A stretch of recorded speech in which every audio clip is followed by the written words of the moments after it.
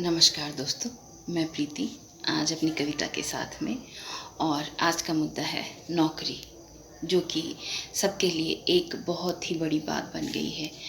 और हम नौकरी ढूंढने के लिए कितनी परेशानियों से गुज़रते हैं और हमें नहीं मिलती है तो हम कितने हताश होते हैं, उसको बता पाना कितना मुश्किल होता है।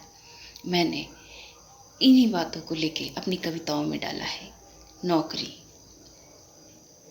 एक आदमी अगर नौकरी ढूंढने जाता है तो किस तरह से हताश होता है।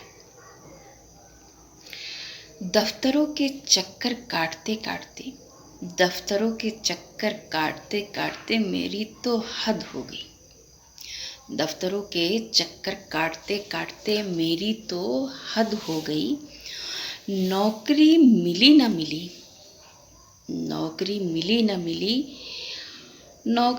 न मिली, मेरी राह नापते नापते शाम हो गई। नौकरी मिली न मिली, मेरी राह नापते नापते शाम हो गई। शाम को आऊं थका हारा, शाम को आऊं थका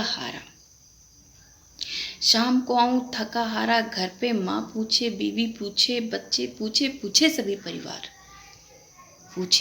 परिवार, मिली नौकरी।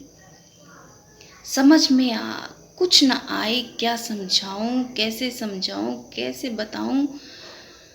मेरी तो समझाने में, बात बनाने में ही रात कट गई। मेरी तो हद हो गई। दफ्तरों के चक्कर काटते मेरी तो हद हो गई।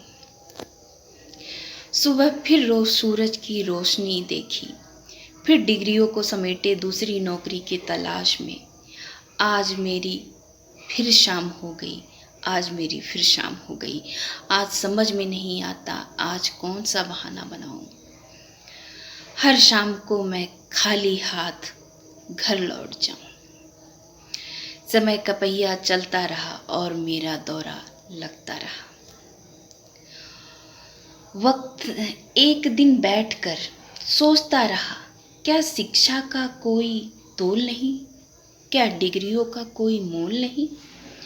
अगर पता होता ये दिन आएगा और मैं बेचारा बनकर सूट बूट पहनकर शिक्षा का ऊंचा दर्जा लेकर दर बदर ठोकर खाऊंगा,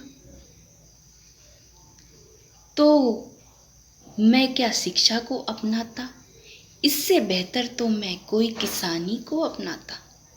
कम से कम अपने परिवार का पालन पोषण तो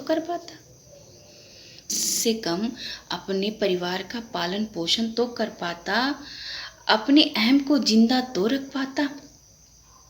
क्या खोया क्या पाया इसका भेद न होता, और किसी बात का खेद न